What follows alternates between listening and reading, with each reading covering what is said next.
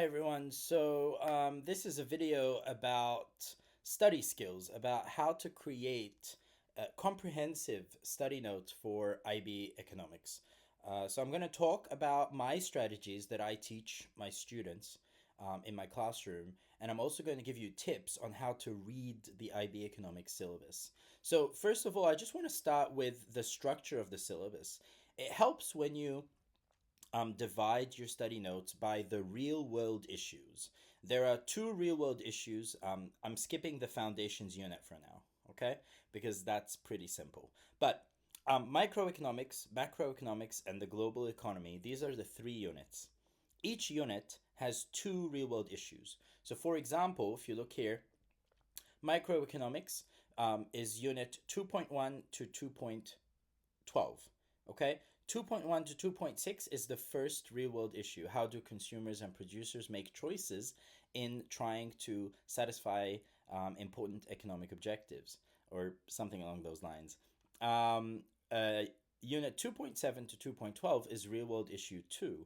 When do markets fail to satisfy important economic objectives, and does government intervention help? Okay, so if you structure your notes by the six real world issues, okay, this is number one.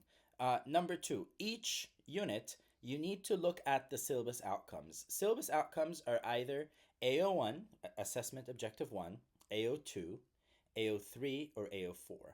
So, in very oversimplified terms, AO1 requires you to be able to define, identify, outline. AO2 requires you to be able to analyze, apply, and explain. AO3 requires you to be able to discuss and evaluate using real world examples. And AO4 is basically the drawing, labeling, calculating. Okay, so start with the real world issue as the title of the document, and then look at the syllabus outcomes. Use the IB Economics Glossary, which is linked in the blog post linked below this video. Collect all the key definitions that you will need for this subunit. Okay, so just by looking at this learning outcome, I know that I should collect the following definitions. Okay, now when you see AO1 or AO2, this means these are key terms that you should be able to define and explain. Then move on to the AO4 learning outcomes. Collect the key diagrams and the key calculation formulae. So for example, this is from 2.8, market failure. You can see here AO4, and then it mentions here all the diagrams and calculations. Now, in the IB economics syllabus, anything that's higher level only is in bold, and it says HL only. Okay, so under this outcome, you should be able to draw the following diagrams: the allocative efficiency diagram, the negative externalities of production, negative externalities of consumption, positive externalities of production, positive externalities of consumption. So these are 5 diagrams in total under this learning outcome, and a calculation formula for welfare loss.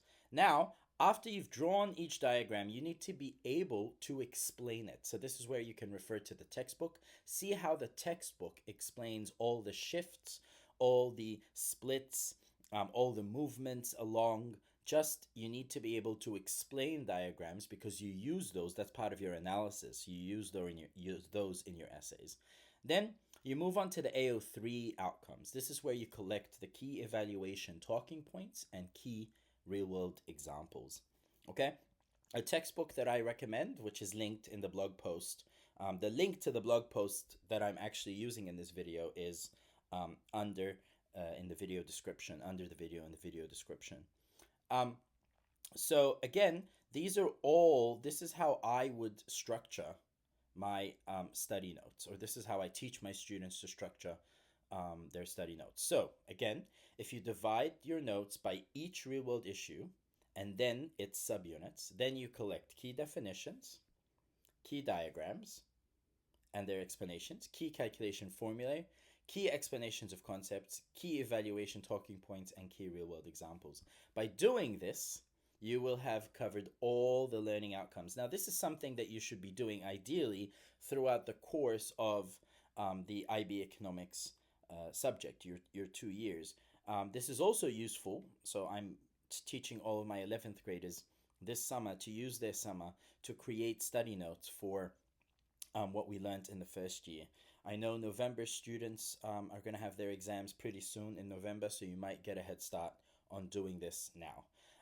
Again, if you want more details, if you want all the links that I'm talking about, if you want a step by step me deconstructing this process, you can click on the link below. That will take you to the blog post on Buy Me a Coffee. It is open to supporters, so if you support the blog with, buying me one coffee, you can get access to that and many other posts. And you can see all these links and all these suggestions. So let me know what you think. If you like this video, press like, press share, click on the links below in the video description below. Please consider becoming a member of the channel. And for those of you who are about to start their summer break, I wish you a great summer break. For those of you in the Southern Hemisphere who are getting ready for their November exams, I wish you all the best with studying and preparing for your November exam. Have a great week. Bye.